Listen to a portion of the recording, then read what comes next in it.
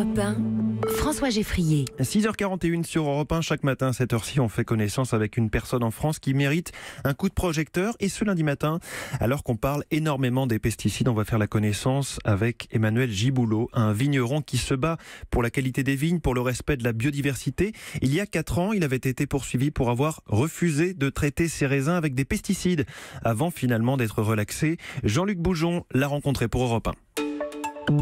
Alors cette fois, je n'avais pas envie d'aller dans une cave pour interroger un vigneron. Non, je voulais sortir, voir Emmanuel Giboulot là où il est le plus souvent, c'est-à-dire dans sa vigne.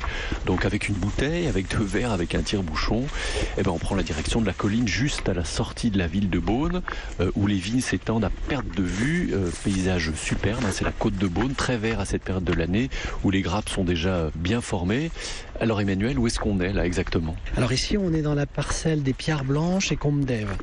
On est juste au-dessus des premiers crus de Beaune et notamment des Beaunes Bressandes. Et on a la ville qui s'étend à nos pieds. Alors Combe d'Ève, c'est un nom de climat qui est donné à cette parcelle spécifiquement. Parce que vous voyez, c'est très harmonieux, ça fait 2 versants. C'est un hymne à la féminité. Et il y a une vibration particulière dans ce lieu et qui se traduit aussi dans le vin, je crois. Tout Emmanuel Giboulot est résumé dans ces mots, cette extrême sensibilité à la nature, à son milieu environnant.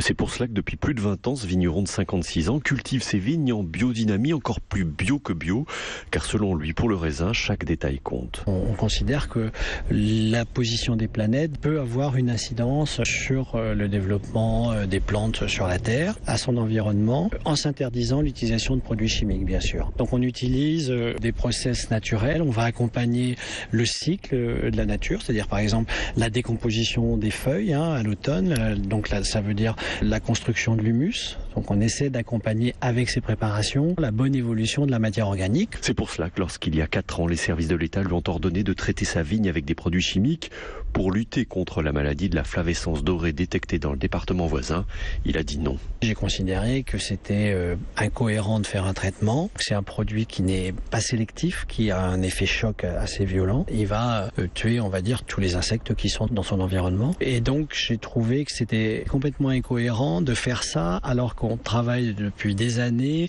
en essayant de s'appuyer justement sur des équilibres naturels, avec des prédateurs, avec une régulation qui se fait comme ça. Résultat, un procès devant le tribunal correctionnel de Dijon et une condamnation en première instance à 500 € d'amende.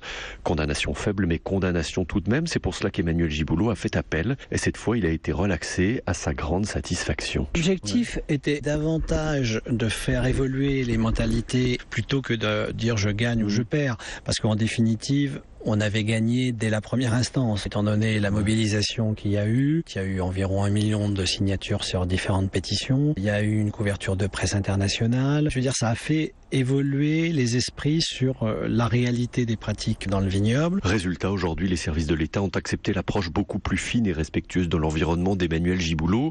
Et la maladie n'a pas progressé, au contraire. Quant aux vins du domaine Giboulot, ils sont toujours aussi bons à déguster, avec modération. J'ai amené la bouteille de Côte de Beaune, la Grande Châtelaine.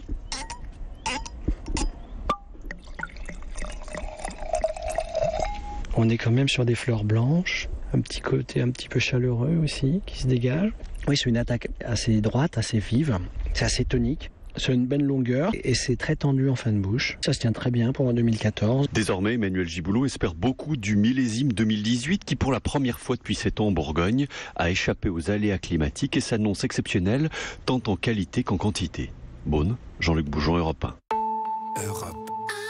Europe 1.